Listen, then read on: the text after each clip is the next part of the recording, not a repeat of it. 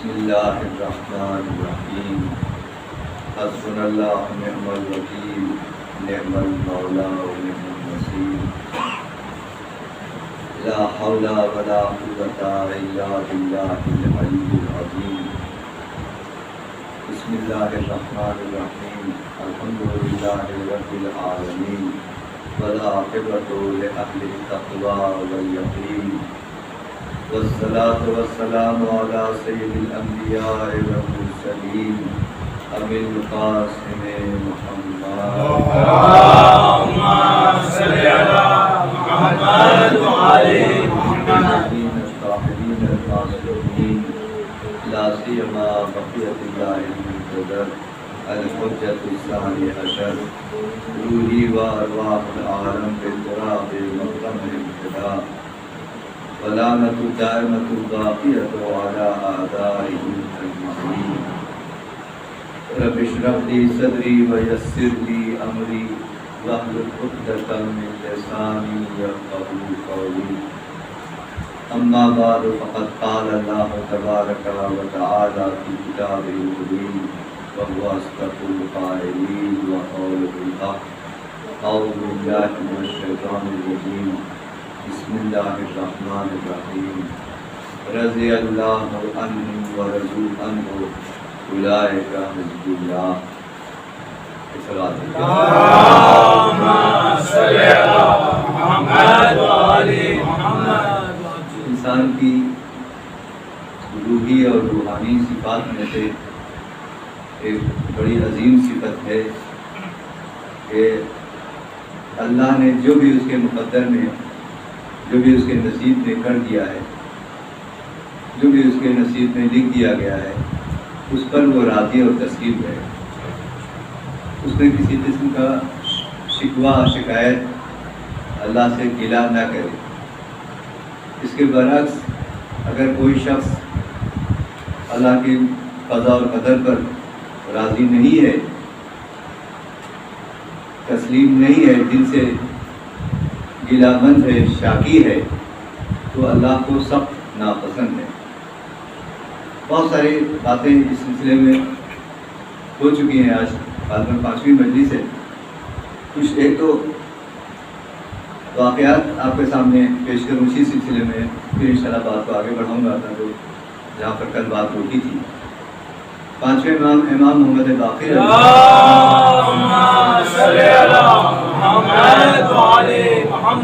انہوں نے ایک واقعے کو بیان کیا کہ بنی اسرائیل میں ایک شخص مچھلی پکڑنے کے لیے ندی کے کنارے آیا اور اس نے 2 رکعت وضو کیا اور 2 رکعت نماز پڑھی، اللہ سے دعا مانگی اور جو جال ڈالا تو پہلی بار تو خالی آیا، دوسری دفعہ جب دوبارہ جال ڈالا تو اس میں ایک چھوٹی سی مچھلی اس کو ملی اور اس پر وہ بہرحال شکر گزار ہوا، اللہ کا شکر ادا کیا اور چلا گیا. تھوڑی دیر میں ایک غیر مسلم کافر آیا، اس نے سورج کو نمستے کیا، سورج کو پرنام کیا، سورج کی سلام کیا اور اس کے بعد جال ڈالا. پہلی ہی بار میں پورا جال بھر گیا. پھر اس نے ایک بار اور جال ڈالا اور بہت زیادہ مقدار میں، تعداد میں مچھلیاں اس نے پکڑی اور پھر سورج کو سلام کیا اور چلا گیا. جناب موسیٰ دیکھ رہے تھے.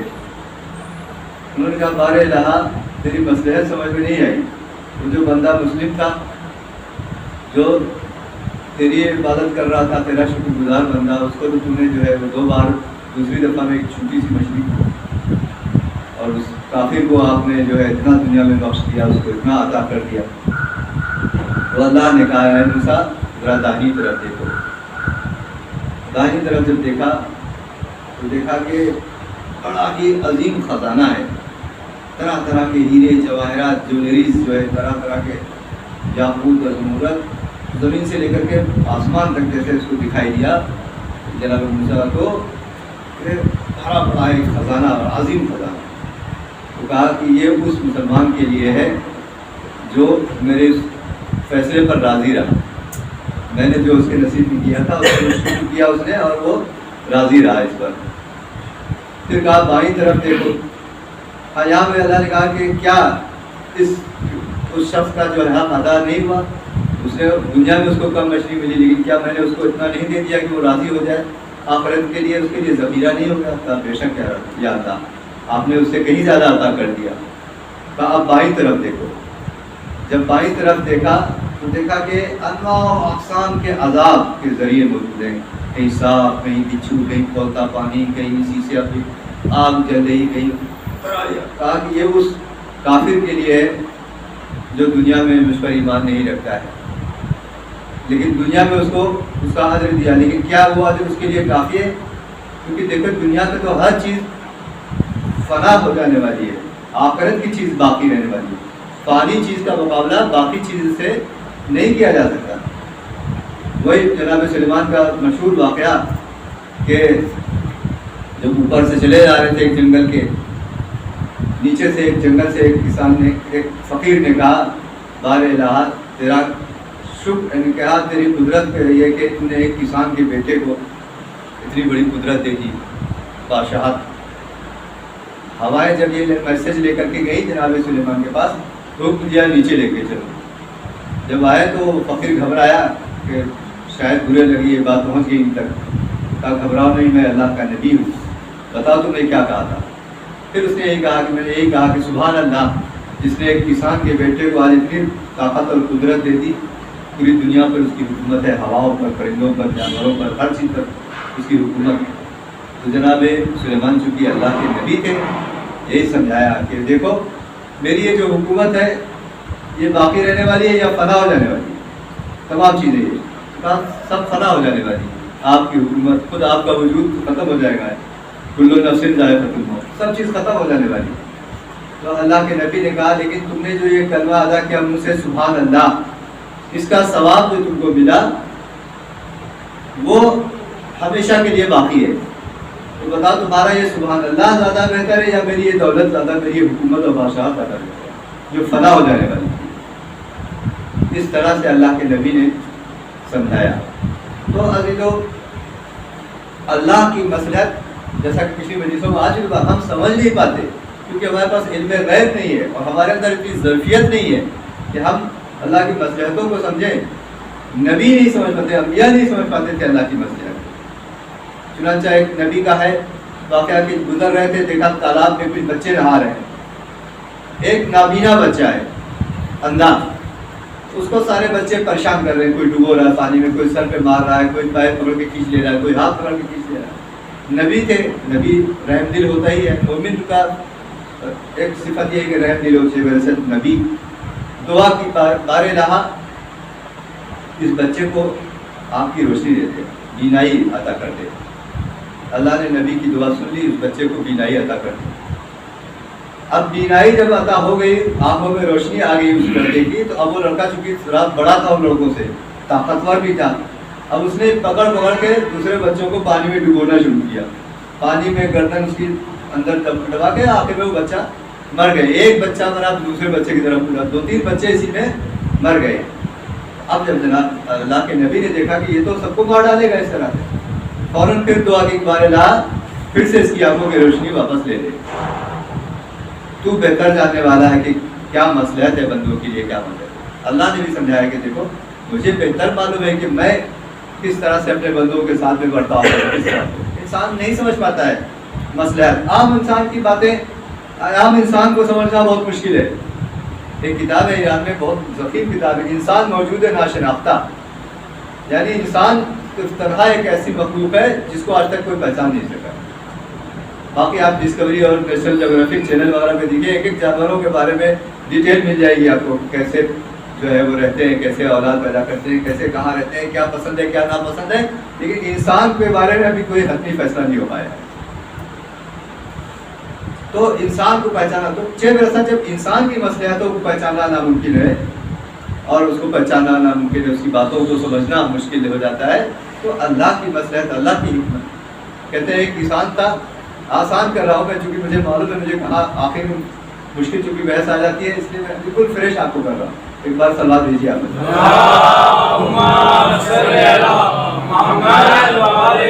ایک شخص تھا، اس کی 2 بیٹیاں ایک بیٹی کی شادی اس نے کسان سے کی اور ایک بیٹی کی شادی اس نے کمہار سے کی جو مٹی کے برتن بناتے ہیں۔ جب ایک بار بیٹی کے پاس میں گیا تو اس کی بیٹی نے کہا، جس کا شوہر کمہار تھا، مٹی کے برتن بناتا تھا، کہا کہ بابا اس بار ہمارے شوہر نے بڑی محنت کی ہے، بہت سارے مٹی کے برتن، سرائی، مٹکے، گھڑے سب بنا کے تیار کیا ہے، بس آپ اللہ سے یہ دعا کیجئے کہ بارش نہ ہو، بارش ہو جائے گی تو سب محنت جو ہے وہ ضائع چلی جائے گی، رائگاں چلی جائے گی، وہ سب سوکھنے کے لیے دھوپ میں رکھا ہے، بارش نہ ہو۔ اچھا بیٹا دعا کروں گا کہ بارش نہ ہو۔ دوسری بیٹی کے پاس میں گیا جس کا شوہر کسان تھا، اس نے خوب جو ہے وہ کھیتی وغیرہ میں محنت کیا تھا، بیج جگہ جگہ۔ بیٹی آئی کہنے لگی بابا اس بار میرے شوہر نے بڑی محنت کی ہے، ہر جگہ بیج بویا ہے، محنت کی ہے، ہل چلا کر کے رات دن محنت کی ہے، دعا کیجئے بس بارش ہو جائے، جلدی سے بارش ہو جائے تاکہ خوب اچھی فصل تیار ہو۔ اب یہ بتائے بیچارہ دعا کرے تو کیا کرے؟ کہنے لگا بہرحال تو بہتر جانتا ہے کہ کیا مصلحت ہے بندوں کی، تو اپنے مصلحت کے تحت کام کر۔ ہمارے جو دعا بہت سارے وقت میں نے اکثر اپنی ہی مثال دی ہے۔ ایک زمانے میں تائیکوانڈو سیکھتا تھا، میں اپنی بات کر رہا ہوں، جب بی کام کر رہا تھا لکھنؤ میں کرشن کالج، اس وقت میری یہ دعا تھی کہ اللہ پاک میں بروسلی بن جاؤں۔ آج میں شکر کرتا ہوں کہ اللہ پاک میں بروسلی نہیں بنا، نہیں تو یہ ممبر پر بیٹھنا اور یہ اس سر پر عالم کا سایہ ہو جیسا کل پڑھ رہے تھے، تو وہ یا یہ علم دین کی خدمت کی توفیق نہ پھنسی۔ ہزاروں ایسی دعائیں ہیں جو ہم کرتے ہیں، بعد میں محسوس ہوتا ہے کتنی بیوقوفی کی دعا تھی وہ، اگر اللہ کا شکر ہے کہ وہ دعا پوری نہ ہو پائی۔ ایک بار اور سوال دیجیے۔ اللہم صلی علی محمد و علی محمد۔ کہنے کا مطلب پوری مجلسوں کا خلاصہ یہی ہے کہ جو بھی اللہ نے ہمارے نصیب میں کیا ہے اس پر ہم راضی اور خوشی۔ بڑی عمدہ ایک حدیث ہے، مجھے جیسے آرٹ آف لیونگ کے ہوتے ہیں نا، آپ لوگ سنتے بھی رہتے ہیں، وہ میں نے بھی کبھی سنا۔ میں بھی دنیاوی تعلیم پڑھنے کے بعد اس لائن میں آیا ہوں، مجھے تھوڑا دنیا کی بھی خبر ہے۔ آرٹ آف لیونگ میں مولا علی کی ایک حدیث ہے، امیر المومنین علی بن ابی طالب علیہ السلام،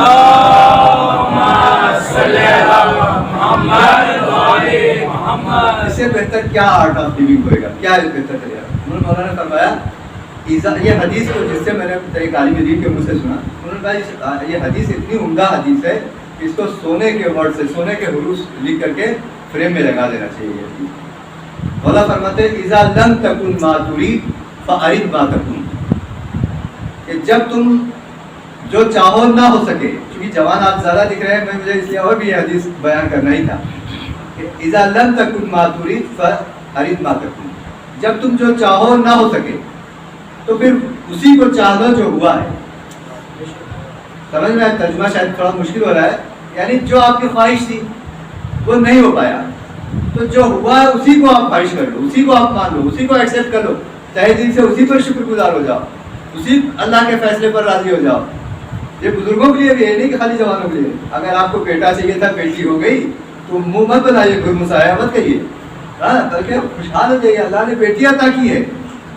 ڈاکٹر بننا چاہ رہے تھے، ٹیچر بن گئے، میں نے کہا میں کرسی بننا چاہ رہا ہوں تو ٹیچر بن گیا، شکر ہے اللہ کا ادا کیجیے۔ تو اللہ کے فیصلوں پر راضی رہیے۔ اذا لم تکن ما ترید فارد ما تکون۔ ایک سوال اور دے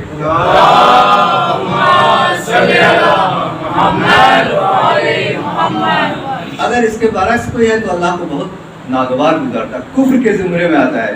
میں نے پہلے دن میں مجلس میں پڑھا کہ جو تین صفت جس کے اندر نہ ہو، فَلْيَتَّخِذْ رَبًّا سِوَائِي، بس وہ میرے علاوہ اور کسی خدا کو مانے، میں اس کا خدا نہیں ہوں یا وہ میرا بندہ نہیں ہے۔ چنانچہ بنی اسرائیل میں ہی جناب موسیٰ کے پاس میں آئے، کہا کہ اے موسیٰ آپ تو اللہ کے نبی ہیں، ایسی دعا کیجئے کہ بارش ہمارے اختیار میں ہو جائے، ہم جب چاہے بارش ہو، جب چاہے بارش نہ ہو۔ اچھی بات ہے، دعا کر دیتا ہوں، اللہ قبول کرے گا تو کر لے گا۔ دعا کی اللہ سے، اللہ پاک، کیونکہ ہر نبی کی دعا قبول ہوتی ہے۔ میں نے کبھی کہا ہے شاید یہیں پر مجلس میں، سوائے ایک نبی کی کہ ایک دعا ان کی قبول نہیں ہوئی، باقی ہر نبی کی ہر دعا قبول ہوئی۔ تو جناب یونس جن کو ذوالنون کہا جاتا ہے، انہوں نے اپنی قوم کے لیے بد دعا کر دی تھی، لیکن آثار عذاب آئے، لیکن ان لوگوں نے اتنا توبہ اور استغفار کیا، گریہ ازاری کیا کہ وہ عذاب ٹل گیا۔ اس پر ان کو بڑا برا بھی لگا اور پھر اس کی وجہ سے ان کو سزا بھی ملی کہ اللہ نے جو فیصلہ کیا وہ تم کو برا لگنے کا کیا حق ہے؟ کیا تم میرے پارٹنرشپ ہے ہماری تمہاری؟ کوئی پارٹنرشپ نہیں ہے. اللہ مکمل اکیلا بادشاہ ہے، نبی اس کا بندہ ہے. کوئی ایسا نہیں کہ آپ اللہ پاک کو ضرورت ہے ان سے مشورہ لیں اس کے بعد کوئی کام کریں. وہ ناراض ہوئے تو اللہ ان سے زیادہ ناراض ہو گیا. مچھلی نے اپنے شکم میں لے لیا. وہ واقعہ تھا آپ کو معلوم ہے، 3 دن تک مچھلی کے شکم میں لا الہ الا انت سبحانک انی کنت من الظالمین یہ پڑھتے رہے. پھر بعد میں توبہ استغفار کیا شکم ماہی نے، تو جا کر کے ان کی جو ہے مغفرت ہوئی. بہرحال جناب موسیٰ کے پاس میں آئے کہ بارش ہمارے اختیار میں ہے. جناب موسیٰ نے دعا کی، دعا قبول ہو گئی. اب یہ بڑے خوش بنی اسرائیل والے، ہر جگہ کوئی جگہ نہیں چھوڑی حتیٰ کہ راستوں میں بھی کھیتی کر دی. جہاں اوسر بیابان، بنجر دشت بیابان، پہاڑ، ہر جگہ پر انہوں نے کھیتی کی کیونکہ بارش اختیار میں تھی. جہاں چاہتے تھے بارش ہو جاتی تھی، جب چاہتے تھے بارش ہو جاتی تھی اور وہاں پر فصل تیار ہو جائے. بڑے خوش کہ ہم لوگوں نے کیا چالاکی والی دعا کی ہے، کیا جو ہے تکڑم لگایا ہے، بہت دماغ لگایا. بارش ہمارے اختیار میں ہو گئی اور اس بار تو فصل ہی فصل، ہر طرف گیہوں چاول جو بھی ہے تمام چیزیں سب فراوان رہے گا. اب جب فصل تیار ہو گئی اور اس کے بعد جب دیرو کیا، اس کو کاٹا، فصل کو جب کاٹا اور جب کھول رہے ہیں، جب دیکھ رہے سارے دانے خالی، گیہوں بھی خالی، دھان بھی خالی، ہر چیز. آم بھی ہے تو آم بھی سڑا ہوا اندر سے، اکثر سارے چیزیں برباد خالی. اب یہ لوگ پھر بھاگے ہوئے ہیں جناب موسیٰ کے پاس. کہا کہ یہ تو بڑا گڑبڑ ہو گیا، ہم لوگوں نے جو چاہا تھا وہ تو ہوا ہی نہیں. جناب موسیٰ نے پوچھا اللہ پاک سے کہ اللہ پاک یہ کیا ہوا؟ کہا یہ لوگوں کو سزا ملی ہے. ایک تماچا ہماری طرف سے تھا، ایک گوشمالی، ایک کان کھچائی ان کی ہے، اس لیے کہ یہ ہمارے فیصلوں پر راضی نہیں تھے. ہم نے ان کے نصیب میں پہلے ہی جتنا مناسب سمجھا تھا کر دیا تھا اپنی حکمت کے تحت. اللہ ہر کام اپنی حکمت اور مصلحت کے تحت کرتا ہے. ایسا نہیں کہ باقر صاحب نے جو دعا مانگی وہ ہو جائے. میں ایک مثال دوں، ایک چھوٹا بچہ، ابھی یہ بچہ ہے کہ اپنے بابا کے پاس میں جائے کہ بابا مجھے پیسہ دے دیجیے، تو اس کے بابا دیکھیں گے یہ کاہے کے لیے اس کو چاہیے، کس چیز کے لیے یہ پیسہ مانگ رہا ہے. آئس کریم کھانا ہے کہ بالاجی کا چپس کھانا ہے، کیا کرنا ہے اس کو.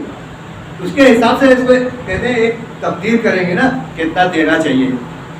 تو جب باپ اپنے بچے کو الن کب کہے گا کہ بدون حساب کتاب نہیں دیتا ہے، بلکہ ایک حساب سے تقدیر کرتا ہے، حساب بندی سے پیسہ دیتا ہے اپنے بچے کو. ایسے ہی ہماری جو مرضی دعائیں مانگیں، اللہ جو عطا کرتا ہے وہ اپنے مصلحت اور حکمت کے تحت عطا کرتا ہے. کہا یہ ہمارے فیصلے پر راضی نہیں تھے، لہذا ہماری طرف سے یہ ان کو سزا دی گئی ہے. تو چاہیے تھا کہ ہم نے جو نصیب بھی کیا تھا اس پر وہ راضی اور خوش رہتے. ایک صلوات دے دیجیے آپ.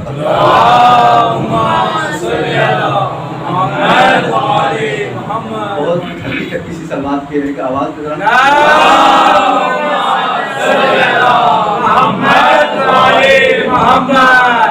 تو بہرحال میں نے کل جو بات شروعات ہوئی تھی وہ یہاں پہ کہ معصومین نے دعا کیا کہ بار الہ ہم کو صفت رضا کے ذریعے سے سکون عطا کر، یعنی ہمارے اندر یہ مادہ پیدا کر کہ ہم راضی رہیں تیری مصلحتوں پر، تیری قضا اور قدر پر، تاکہ اس سے ہم کو سکون ملے. کیونکہ اگر راضی نہیں ہے، پہلے حدیث پڑھ چکا ہوں کہ اگر راضی نہیں ہے یا شک و شبہ ہے تو انسان جو ہے وہ بے چین اور غمزدہ رہتا ہے. سکون اور راحت وہ دو چیزوں میں ہے، رضا میں اور یقین میں. یقین میں اور رضا میں پہلے ہی دن کی حدیث میں بیان ہوا تھا. تو سکون اور رضا جو ہے زیارت امین اللہ میں کہ بار الہ ہم کو سکون عطا کر صفت رضا کے ذریعے. پھر بات یہاں پر کل ہم نے جو بیان کیا آپ کی خدمت میں کہ مومن جو ہے پیغمبر اکرم کی حدیث کا المومن بین خمس شدائد، مومن 5 پریشانیوں میں مبتلا رہتا ہے. کل 3 پریشانی کا ذکر کیا، صرف اشارہ، تفصیل کل بیان ہو چکی ہے کہ شیطان یضلہ، شیطان مومن کے چکر میں لگا رہتا ہے. کیسے بیوقوف بنائے، کہاں سے بیوقوف بنائے، جیسے پہلوان کے چکر لگاتا رہتا ہے، کہاں سے موقع پائے کہ اس کو اٹھا کے پٹا اپنے چاروں خانہ چیت ہو جائے گی، ہے نا. تو ایسے شیطان روایت میں یہ چاروں طرف سے گھومتا رہتا ہے. یہ کل ڈیٹیل میں بات ہو چکی ہے. شیطان یضلہ، نفس تنازع، شیطان سے بھی 3 گنا زیادہ انسان کا نفس امارہ بھی انسان کو بہکاتا ہے. 3 گنا کل میں نے ثابت کیا اس کو قرآن کی آیت میں 3 گنا ہے. مولا چوتھے امام زین العابدین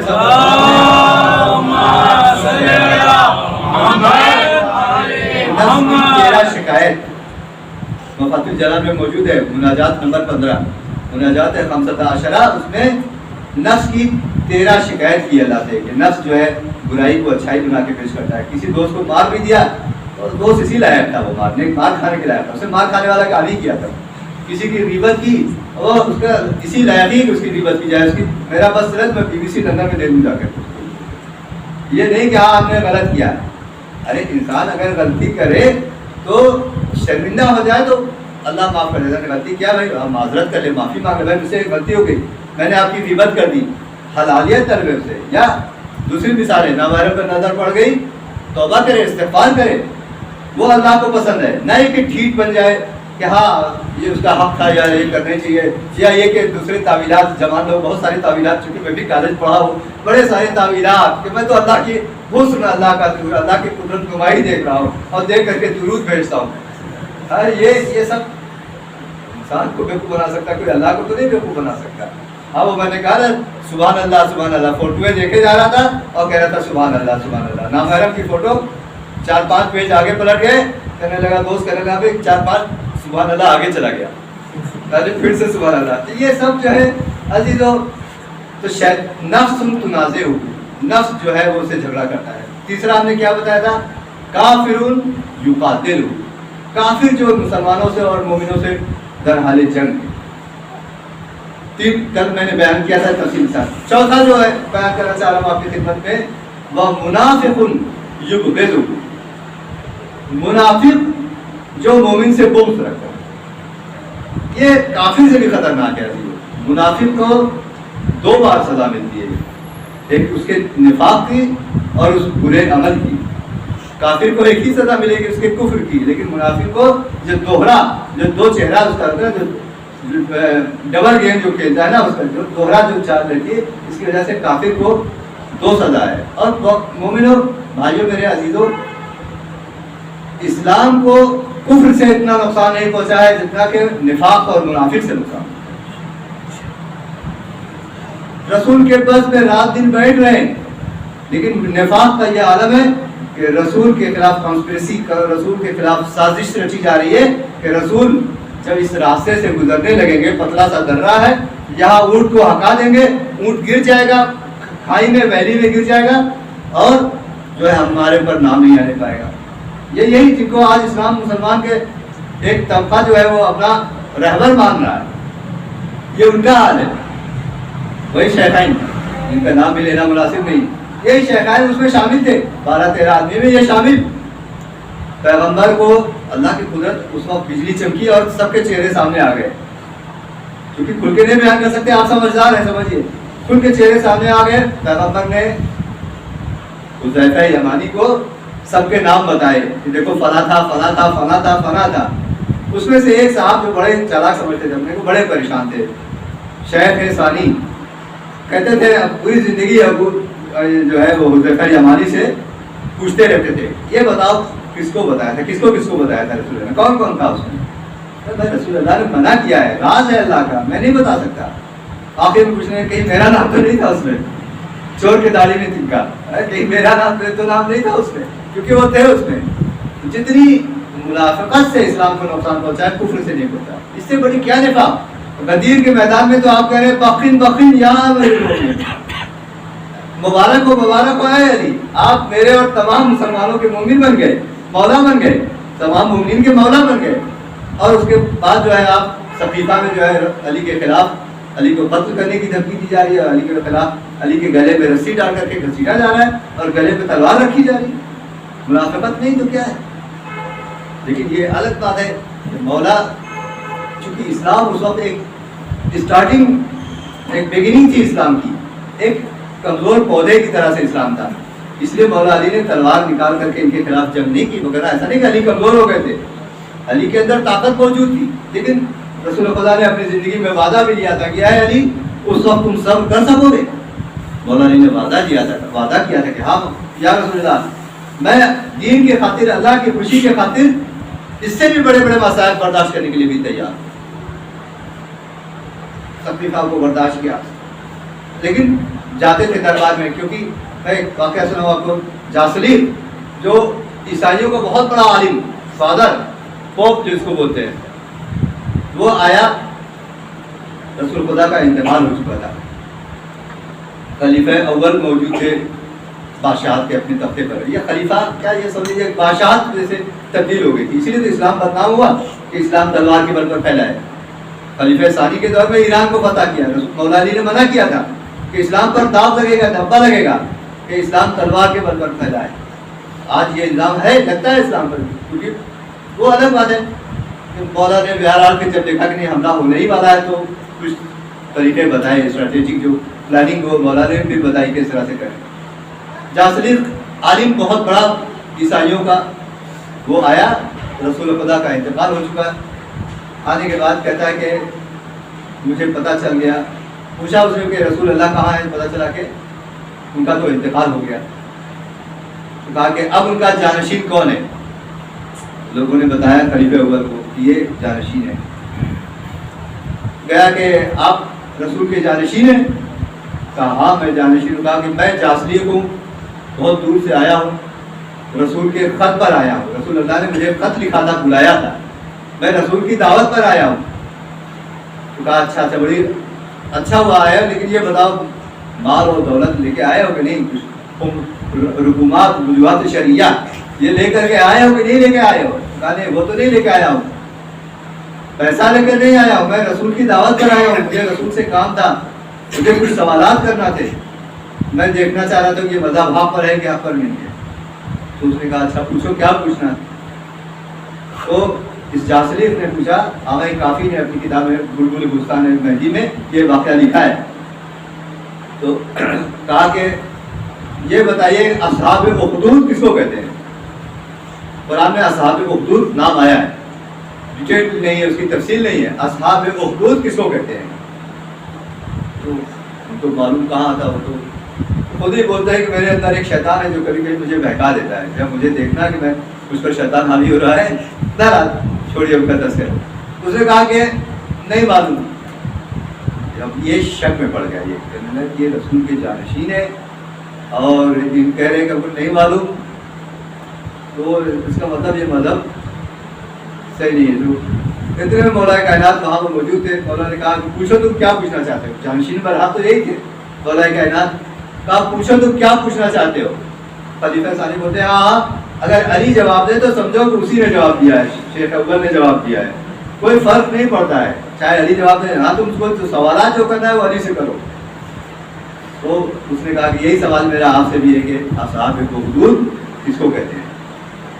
تو مولا نے بتایا کہ ایک نبی کو اللہ نے اپنی قوم میں بھیجا، انہوں نے 70 آدمیوں کو مسلمان بنایا، ایمان لے آئے 70 آدمی.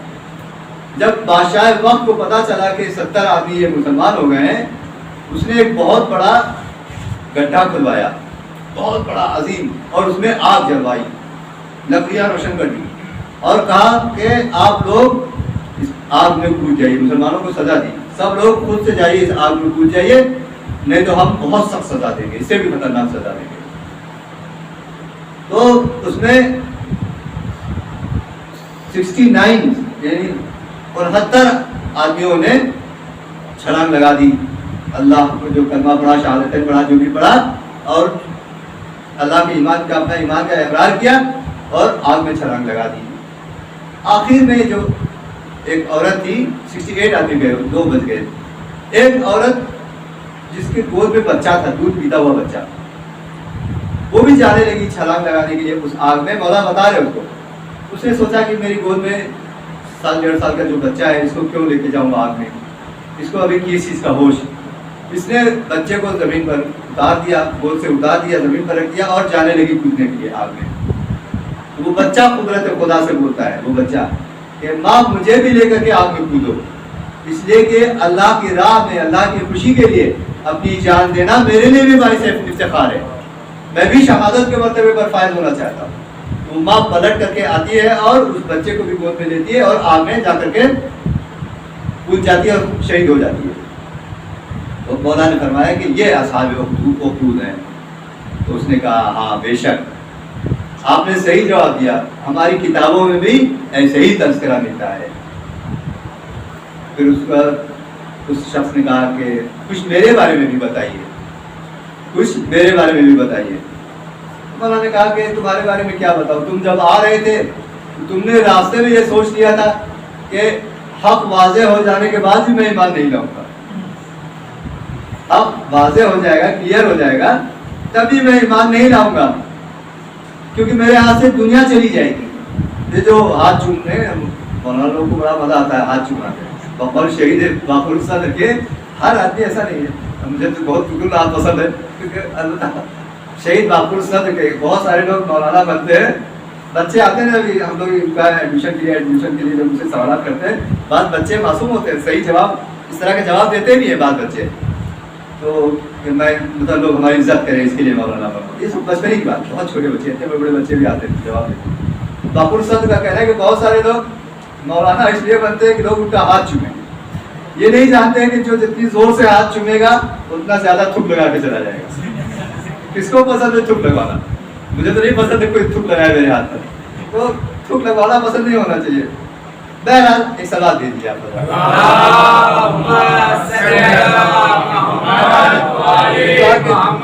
تم نے یہ سوچ لیا تھا کہ تمہارے ہاتھ سے دنیا چلی جائے گی کہ تم نے خواب میں دیکھا، جناب عیسیٰ کو خواب میں دیکھا تم نے، اور کہا کہ رسول کا انتقال ہو گیا ہے. جناب عیسیٰ نے تم کو خواب میں بتا دیا تھا کہ رسول کا انتقال ہو چکا ہے. اگر صحیح جانشین تم وہاں جا کر کے پتہ لگانا رسول کا صحیح جانشین کون ہے. اگر صحیح جانشین مل جائے تب تو ایمان لے آنا، نہیں تو اپنے کفر پر باقی رہنا. عجیب، یہ اس واقعے سے ایک عجیب طرف ذہن جاتا ہے، یعنی دشمن اہل بیت سے کہیں بہتر ہے کافر. اگر ایک عیسائی ہے وہ عیسائی مذہب پر باقی رہے، وہ شاید اس کی بخشش ہو جائے اگر دل میں بغض اہل بیت نہیں ہے. لیکن کلمہ پڑھنے کے باوجود اگر دل میں بغض اہل بیت ہے، بغض مولا کائنات ہے، تو پھر اس کی بخشش نہیں ہے. ایک سوال دے دیجیے آپ.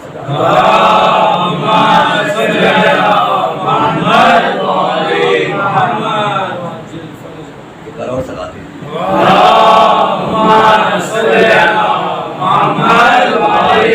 مجھے لگ رہا ہے کہ شاید آج بھی کمپلیٹ نہیں ہو پائے گی بحث، اگر موقع ہے انشاءاللہ کل کی تقریر میں کمپلیٹ کروں گا.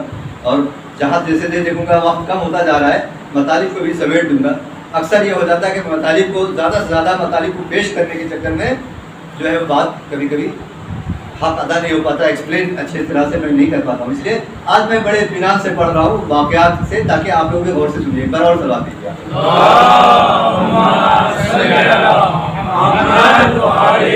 ایران میں ایک آیت اللہ تھے، آیت اللہ جہانگیر خان.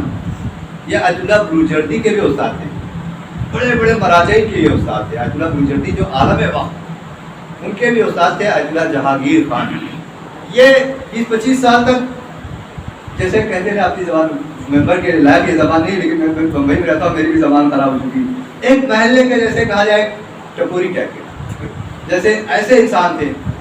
گٹار بجاتے تھے، ستار بجاتے تھے، ڈانس گانا پکنک پارٹی، یہ ایسا ماحول تھا ان کا. آیت اللہ جو آیت اللہ بنے بعد میں. لیکن بھائی اللہ کو توبہ اتنا پسند ہے نا، کب انسان توبہ کر لے. حور کی مثال آپ کے سامنے ہے. اہل بیت یعنی امام حسین کی لگام پکڑ رہا ہے، روک رہا ہے، لیکن جب توبہ کیا تو چھٹے امام جعفر صادق علیہ السلام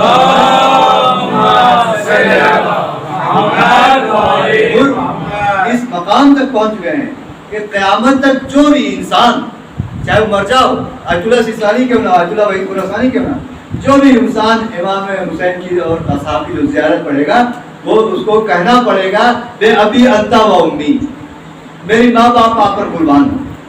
تو جناب حر کے لیے یہ بہت بڑا جملہ عرب میں بولا جاتا ہے. یہ ہمارے یہاں یہ لفاظی نہیں ہے، یہ بہت عظیم جملہ بولا جاتا ہے جس کے احترام میں یہ جملہ کہا جائے بے ابی انت و امی، یعنی میری ماں باپ آپ پر قربان ہو جائیں. جناب حر کے لیے. جہانگیر خان بھی ایسے ہی تھے، ان کا گٹار خراب ہو گیا. آئے اصفہان میں، شہر میں، اصفہان میں، گاؤں کے تھے رہنے والے. اصفہان میں آئے، ایک بوڑھے انسان سے پوچھا کہ بھائی ادھر کہیں میرا گٹار کا تار ٹوٹ گیا، خراب ہو گیا ہے، کہیں بنے گا، ریپیئر ہوئے گا میرا یہ گٹار؟ تو انہوں نے کہا کہ ہاں فلاں فلاں جگہ ایک دکان ہے وہاں پہ ریپیئر ہو جائے گا. اس کے بعد اس بوڑھے نے کہا, اس بوڑھے کو کتنا ثواب ملا ہوگا وہاں پہ, اس بوڑھے نے کہا آگے جہانگیر خان سے کہ جس طرح سے گیٹار خراب ہو جاتا ہے اور ریپیئرنگ چاہتا ہے, ریپیئر مرمت کی ضرورت ہوتی ہے, اسی طرح سے انسان بھی بگڑ جاتا ہے, انسان کو بھی مرمت کی ضرورت ہوتی ہے, اس کو بھی ریپیئر کی ضرورت ہوتی ہے. اس کے کلام میں تاثیر تھی, ورنہ دن بھر رات آدمی سنتا رہتا ہے, اثر نہیں ہوتا ہے. اس کے کلام میں بوڑھے کی تاثیر تھی, باعمل انسان رہا ہوگا. جب انہوں نے یہ جملہ کہا تو جہانگیر خان چوکے, کہنے لگے کہ اچھا انسان بھی بگڑ جاتا ہے اور اس کو بھی مرمت کی ضرورت ہوتی ہے, انسان کی مرمت کہاں ہوتی ہے یہ بتاؤ. تو اس بوڑھے نے بتایا ایک مدرسہ تھا حوض علمیہ. کہا یہ حوض علمیہ نہیں, 4 قدم پر, یہ یہاں چلے جاؤ, یہاں انسان کی مرمت ہوتی ہے.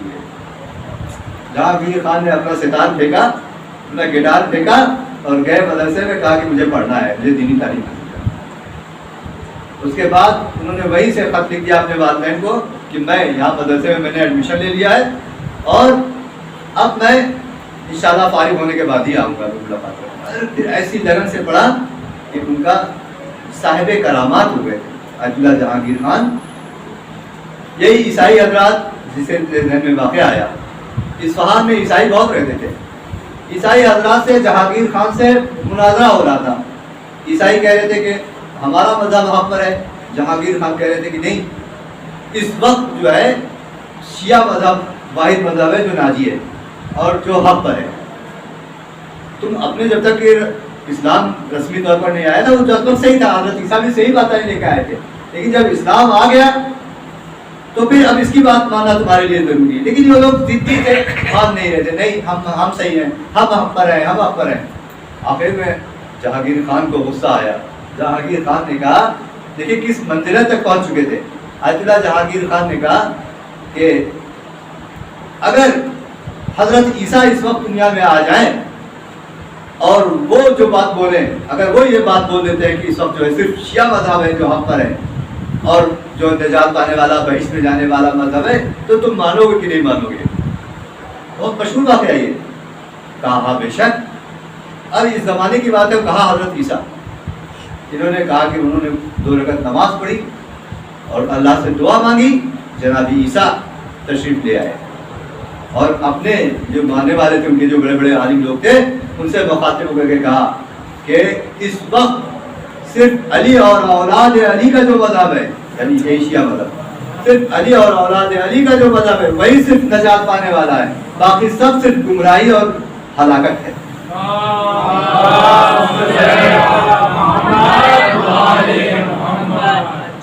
تو اس حد تک عزیزان محترم. بہرحال تو میں نے جو چوتھی چیز آپ کے سامنے بتائی وہ منافق یبغضہ, منافقت. عزیزو منافقت نہیں ہونا چاہیے روزمرہ کی زندگی میں بھی. دوست کا بھی دوست ہے, اگر ساتھ میں ہے تو بھی اس کے اندر منافقت نہیں ہونا چاہیے. اگر کوئی بات بری لگی ہے تو کھل کے بول دے صاحب, بھائی تمہاری یہ بات ہم کو نہیں ناپسند ہے, لیکن منہ میں کہتے نا کہ منہ میں رام بغل میں چوری, وہ صحیح نہیں ہے, یہ نفاق ہے اور یہ اللہ کو سخت ناپسند ہے. ایک بار اور مل کر کے سوال.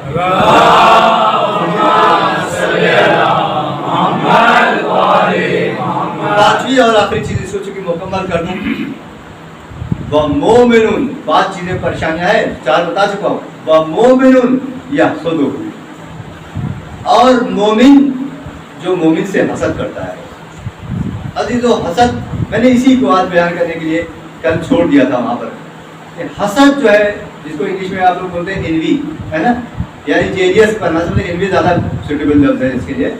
یعنی مومن کو کسی خوشحالی میں دیکھ کر کے ہمارے اندر ہم جلے جائیں, بھولے جائیں, ہمارے اندر عرشیا پیدا ہو. ہندی میں عرشیا بولتے ہیں, یعنی حسد اور جلن. حسد اس کو عربی میں بولتے ہیں. یہ جو ہے مومن, شیطان ایک بار ایک اونٹ پر بڑے بڑے گٹھر لیے چلا آ رہا تھا, بہت سارے گٹھر, اس میں ایک گٹھر بہت بڑا, کسی نبی کے زمانے کا واقعہ ہے. پوچھا شیطان سے کہ یہ سارے گٹھر ہیں اور یہ بڑا گٹھر کیسا ہے, بڑی گٹھری کیسی ہے؟ کہا یہ سب گٹھری جو ہے کسی میں چغلی ہے, کسی میں غیبت ہے, کسی میں تہمت ہے, کسی میں شراب ہے, کسی میں جوا ہے, کسی میں دوسرے سارے گناہ ہے. ایک بہت بڑا ہے گٹھرا جو گٹھر پڑا, کہا اس میں کیا ہے؟ کہا اس میں حسد ہے, اس کی بڑی ڈیمانڈ ہے, اس کی ڈیمانڈ تو علماء میں بھی ہے. ایسا نہیں ہے کہ علماء پاس کوشش کرتے ہیں باقی گناہوں سے غیبت وغیرہ میں، لیکن حسد جیسے لگتا ہے یہ فطری فطرت میں آ جائے سب کے، یہ کہا یہ شاید عورتوں میں زیادہ ہوتی ہے مردوں میں کم ہوتی ہے، لیکن بہرحال کیا وجہ ہے کہ پیغمبر نے فرمایا کہ جنت میں یعنی جہنم میں عورتوں کی تعداد مردوں سے زیادہ ہے. ہو سکتا ہے اس کی ایک وجہ یہ بھی ہو کہ حسد ان کے اندر زیادہ پائی جاتی ہے یا غیبت کا مادہ، یہ بہرحال جو بھی باتیں ہوں. حسد کہتے کس کو ہے اس کو سمجھے. میں آج ہی بس حسد پہ ہی بات ختم کر دوں گا انشاءاللہ. حسد اور ایک چیز ہوتی ہے غبطہ. غبطے کو اگر انگلش میں بولا جائے کمپٹیشن. یہ غبطہ جو ہے یعنی کمپٹیشن، یہ برا نہیں اسلام میں. میں بھی پڑھائی میں تیز ہوں، یہ بھی پڑھائی میں تیز ہے، لیکن یہ مجھ سے تیز ہے پڑھائی میں. میں یہ کوشش کروں گا کہ میں ان کو پچھاڑ دوں، اگلے سال فائنل ایگزام تک میں ان کو پچھاڑ دوں گا. یہ برا نہیں ہے، یہ کمپٹیشن ہے، یہ غبطہ ہے، یہ جائز ہے. اس کی اپریشیٹ کیا گیا ہے، اس کی پرشنسا کی گئی ہے، اس کی تعریف کی گئی ہے. اس کو غبطہ بولتے ہیں کیونکہ اسی سے انسان ترقی کرتا ہے. حسد اس کو بولتے ہیں، انوی اس کو بولتے ہیں کہ تمنائے زوال نعمت. یہ ذہین ہے، خدا نخواستہ ہم ایسا کام کریں کہ ان کا ذہن وہ ہو جائے، پنیر کھلا دیں کو جو ہے وہ بوڑھے ہو جائے، خدا نخواستہ کماپ ہو جائے. ایک صاحب تھے کاظم بھائی، بڑی اچھی آواز تھی، بہت اچھا نوا پڑھتے تھے. کہنے لگے مجھ سے بتانے لگے، نے کہا بہت اچھی آپ کی آواز ہے.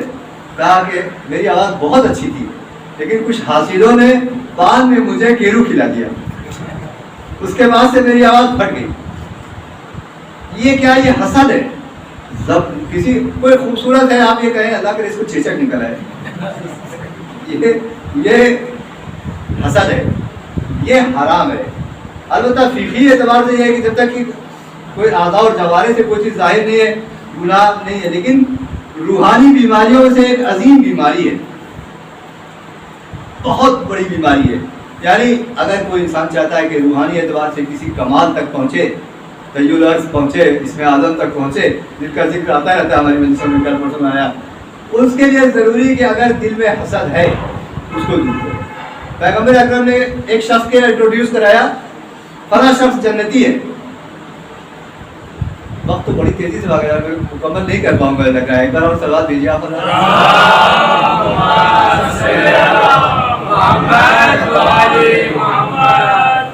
کہا کہ فلاں شخص جنتی ہے. لوگ گئے بھاگتے ہوئے دیکھیں تو اس کے اندر کیا سرخاب کے پر لگے ہوئے، کیا بات ہے، اس کے لیے کیسے جنتی ہے. دیکھا کہ وہ بھی خالی واجب نمازیں پڑھ رہا ہے، یہاں تک کہ نافلہ بھی نہیں پڑھ رہا ہے، مستحبات بھی نہیں پڑھ رہا ہے، کچھ بھی انجام نہیں دے رہا ہے، خالی واجب نماز، اور رات دن تو اپنے بزنس میں لگا ہوا ہے، اپنے محنت میں روزی روٹی میں لگا ہوا ہے، اللہ حلال روزی میں، چیٹنگ میں نہیں، حلال روزی میں لگا ہوا ہے. آخر میں لوگوں نے پوچھا، بھائی رسول اللہ نے تم کو بشارت دی کہ تم اہل جنت ہو، بہشت ہو، جبکہ ہم لوگوں نے تم سے کوئی ایسا عمل نہیں دیکھا جو الگ ہو. اس نے یہی کہا کہ دیکھو میں صرف واجب انجام دیتا ہوں، لیکن اللہ نے میرے اندر ایک، میرے باطن میں اس نے بتایا، میرے باطن میں یہ بات ہے، میرے اندر مکاری نہیں ہے. پہلی بات نفاق نہیں ہے، مکاری نہیں ہے. اور دوسرے یہ کہ جو دوسروں کو اللہ نے جو نعمتیں دی ہیں اس سے مجھے کوئی حسد نہیں ہوتی ہے. جو اللہ نے مجھے دیا میں اس پر خوش اور راضی ہوں. کہا بس اب سمجھ میں آیا کہ رسول اللہ نے کیوں تم کو اہل بہشت کہا ہے، اہل جنت کہا ہے. عزیزو بڑی بری ہے حسد کے اندر. بس اسی کو بیان کر کے اس کا علاج انشاءاللہ کل بیان کروں گا، کیونکہ ٹائم بہت ہو جائے گا، ہو سکتا ہے آپ لوگ تھک رہے ہو. حسد کے اندر 3 بڑی برائی ہے. سب سے بڑی برائی تو اس کے اندر یہ جس کی طرف معصومین نے اشارہ کیا، پیغمبر اکرم نے بھی فرمایا، ان الحسد یاکل الحسنات کما تاکل النار الحطب. بے شک حسد حسنات یعنی نیکیوں کو اس طرح سے کھا جاتا ہے جس طرح سے آگ لکڑی کو کھا جائے. 5ویں امام محمد باقر علیہ السلام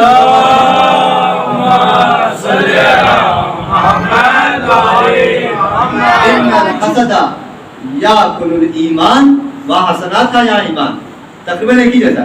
ان الحسد یاکل الایمان کما تاکل النار الخشب. حطب بھی وہی معنی میں ہے، خشب بھی وہی معنی، بس چھوٹی بڑی کا فرق ہے، لکڑی دونوں، چھوٹی لکڑی بڑی لکڑی. 5ویں میں ہم فرماتے ہیں کہ حسد ایمان کو اس طرح کھا جاتی ہے جس طرح سے کہ آگ لکڑیوں کو، گھاس پھوس کو جلا کر راکھ کر دیتی ہے. عزیزو یہاں ایک بات آ گئی، میں تھوڑا بتاؤں جنت کیا ہے. یہ البتہ ابھی جو میرا خمسہ وہاں ممبرا اسٹیشن پہ ہوا اس پر مفصل بحث کیا ہے میں نے. جنت اسی دنیا کا ایک ریفلیکشن ہے. آپ کے ہاتھ میں کاغذ دے دیا گیا اور پین دے دیا گیا ہے، آپ سے کہا گیا ڈرائنگ بنائیے. ایک بچہ ہے وہ گول گول گول گول گول گول بنا رہا ہے، یہ ایک سمجھدار انسان ہے، اس نے ایک بہترین سینری بنا دیا، ایک بہترین منظر کشی کر دیا. ایک بڑا آرٹسٹ ہے، اس نے بڑا خوبصورت آرٹ بنا دیا. آپ ایک آرٹسٹ ہیں، آپ کے ہاتھ میں کاغذ اور قلم پکڑا دیا گیا ہے، آپ کو ہی ڈرائنگ کرنا ہے، آپ ہی کو ڈیزائن بنانا ہے. جیسی ڈیزائن بنائیں گے آخرت میں ویسے ہی آپ کو ملے گی. جنت وہی ہے. جنت جو ہے پیراڈائز جو ایکو آف دس ورلڈ، اسی دنیا کا ایکو ہے. ایکو سمجھ رہے ہیں نا، گونج ہے. آپ پہاڑ کے دامن پہ جائیے، پکاریے او باقر صاحب، آواز آئے گی باقر صاحب، اے بھائی بھائی آئے گی بھائی. کیا ہے یہ ایکو ہے، یا اونچی چھت ہے. آخرت کچھ اور نہیں ہے، اسی دنیا کا ایکو ہے. عزیزو میں اپنی طرف سے نہیں کہہ رہا ہوں آپ کہیں گے واہ بڑی دور کی کوڑی لائے، نہیں، حدیث ہے. پیغمبر اکرم محمد صلی اللہ علیہ وسلم فرما رہے ہیں ان ارض الجنہ قائم، ان ارض الجنہ قائم فاغرسوها باعمالکم. پیغمبر فرماتے ہیں کہ جنت کی زمین صاف ستھری زمین ہے. جنت جو ہے وہ ایک پلین زمین ہے.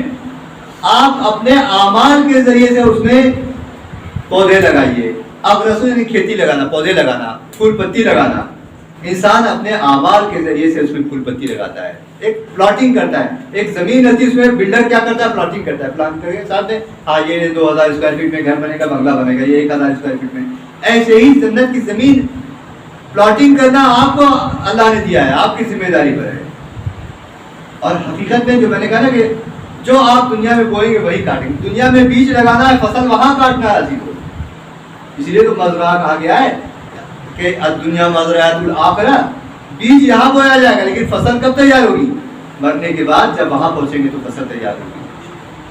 پیغمبر جب معراج پر گئے تو دیکھا فرشتے بڑا خوبصورت محل بنا رہے ہیں. ایک اینٹ سونے کی، ایک اینٹ چاندی کی، ایک اینٹ یاقوت کی روبی، ایک اینٹ جو ہے وہ سلور گولڈ اور تمام طرح کے بڑا خوبصورت. پوچھا کہ یہ کیا ہے؟ رسول اللہ نے پوچھا جبریل سے یہ کیا بن رہا ہے؟ بڑا خوبصورت محل بن رہا ہے. کہا یہ اس شخص کے لیے ہے جو دنیا میں اس وقت جو ہے وہ ذکر پڑھ رہا ہے، سبحان اللہ والحمد للہ ولا الہ الا اللہ واللہ اکبر. یہ ذکر جو ہے مادر ذکر. گئے اس کے بعد واپس جب آنے لگے تو دیکھا کہ فرشتے بیٹھے ہوئے ہیں. کہا کہ بیٹھ کے ہوئے، تو کہا کہ اس وقت وہ آدمی ذکر نہیں کر رہا ہے. یعنی ہم یہاں ذکر کر رہے ہیں، محل ہمارا وہاں بن رہا ہے. ہم خاموش ہیں تو وہاں وہ بیٹھ گئے. یعنی بالکل ریفلیکشن ہے. یعنی جسے کہتے ہیں نا کہ عکس العمل، کریا پرتی کریا، جس کو آپ لوگ سمجھیں. کون سی زبان سمجھتے ہیں بہتر وہ آپ لوگ جانیے، ہے نا. وہ ہمارے اعمال کی پرتی کریا ہے، عکس العمل ہے، ریفلیکشن ہے وہ ہمارے اعمال کی. جب پیغمبر نے وہ حدیث بیان کی نا کہ تم اپنے اعمال کے ذریعے سے باغ لگاؤ، ایک کسی صاحب نے کہا کہ ارے واہ یا رسول اللہ، تب تو ہمارے کئی باغ کئی محل تیار ہو گئے ہوں گے وہاں آخرت میں، کیونکہ ہم لوگ ذکر کرتے رہتے ہیں، نماز روزہ یہ سب، کئی باغ تیار ہو گئے ہوں گے. تو پیغمبر نے، میرا موضوع ہے، پیغمبر نے کیا فرمایا؟ کہا کہ ہاں بے شک کئی باغ کئی محل تیار ہو گئے ہوں گے، بے شرط یہ کہ تم نے کوئی چنگاری آگ کی نہ بھیج دیا ہو. اگر آگ کی کوئی چنگاری بھیج دیا ہے تو تمام باغ اور کھیت اور کھلیان کو جلا کر کے راکھ کر دی. اسی چنگاریوں میں سے ایک چنگاری کیا ہے؟ حسد ہے. اتنی کھیتیاں، کتنا افسوس ہوگا، قرآن میں کتنا افسوس ہوگا انسان کو کہ جب اس کا باغ تیار ہو جائے، فصل تیار ہو جائے اور بالکل جب فصل کاٹنے کا موقع آ جائے تو اس وقت جو ہے، میں نے دیکھا ہے اپنے گاؤں وغیرہ میں، آپ لوگوں نے بھی دیکھا ہوگا، پوری کھلیان میں انبار لگا ہے گیہوں کا، پورے سال کی محنت، کسی نے بیڑی پی کر کے پھینک دیا اور معلوم ہوا کھلیان جل گیا پورا پورا. ارے بھیا کیا وہ فلاں بیڑی پی کے پھینک دیا. کتنا پورے سال کی محنت حسرت کرتا ہے. ایسے ہی انسان کے اعمال ہیں. پورے سال انسان، پوری زندگی انسان اعمال کرتا ہے، آخر میں کچھ ایسے اعمال اگر ہو گئے پوری زندگی کی محنت برباد. پورے 10 سال جم جوائن کیا، اپنے باڈی بلڈر بن گئے اور اس کے بعد خدا نہ خاصہ ایک پوٹیشیم سائنائڈ کا ایک قطرہ اگر اپنے زبان پہ ڈال لیا کیا ہو جائے گا؟ باڈی مینٹین نہیں ہے آپ کی، ہلاک ہو جائے گا. زہر ہے، پوٹیشیم سائنائڈ زہر جو فاسٹسٹ جو زہر ہے نا، پوائزن جو، ایسے ہی ہے. بہت آپ نے محنت کیا، لیکن اگر اس طرح کی کوئی روحانی بیماری ہے جس کا وقت رہتے علاج نہیں کیا، سب ختم ہو جائے گا. بہرحال ایک برائی اس کی یہی ہے کہ حسد سے ہماری تمام نیکیاں جو ہے وہ جل کر کے راکھ ہو جاتی ہیں. پھر میں نے کہا وقت نہیں رہے گا، اس لیے بس برائی بتا کر علاج انشاءاللہ کل اس کو میں بیان کروں گا. دوسری برائی جو حسد کے اندر ہے، جس کی وجہ سے انسان کا سکون اور چین چھن جاتا ہے، تو یہی کہ کبھی کبھی کفر تک بات آ جاتی ہے. انسان پروردگار عالم نے جناب زکریا ایک سوال دے دیا،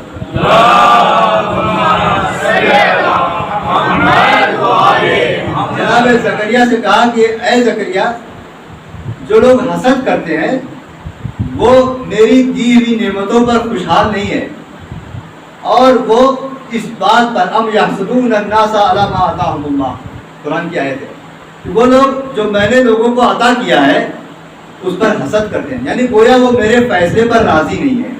وہی بات جو قضا اور قدر ہے، میرے جو قضا ہے، جو میرے نصیب، جو میں نے لوگوں کے نصیب میں کیا اس پر راضی نہیں ہے. گویا یہ کہ میرے فیصلے پر اعتراض ہے ان کو.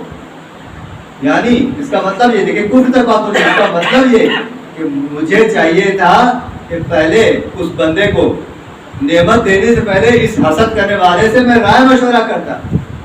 میں پہلے پوچھتا کہ بھائی میں اس کو فلاں نعمت دوں، تم کو کوئی اعتراض تو نہیں ہے. اگر کوئی شخص یہ کہہ سوچتا ہے تو یہ کفر تک بات آ جاتی ہے. یعنی اللہ کے فیصلوں پر اعتراض کرنا.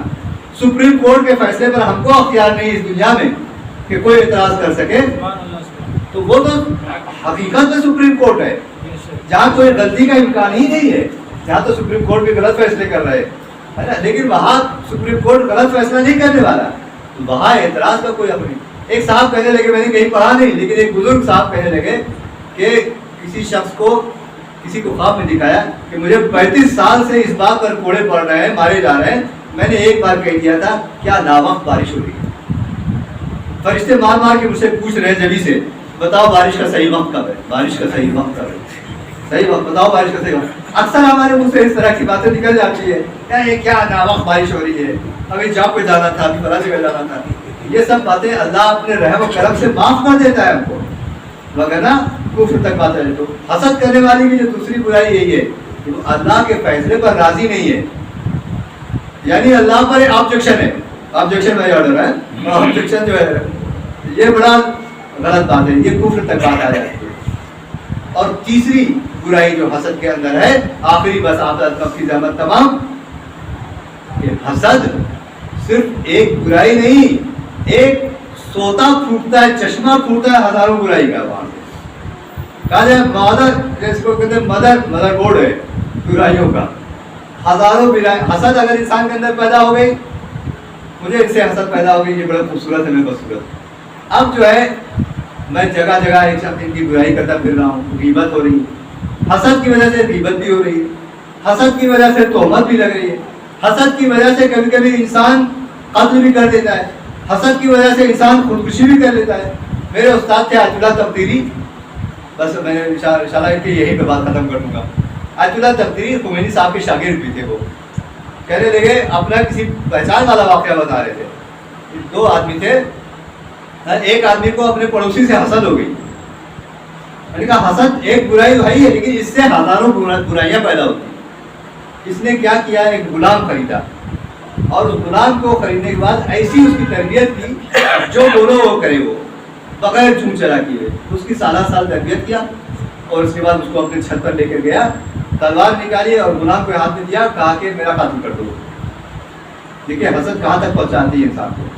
یہ نہ سوچے بس چھوٹی سی بیماری ہے، کتنا بڑا اس کا اثرات ہے، کتنے زیادہ اس کے اثر ہے. میرا قتل کر دو.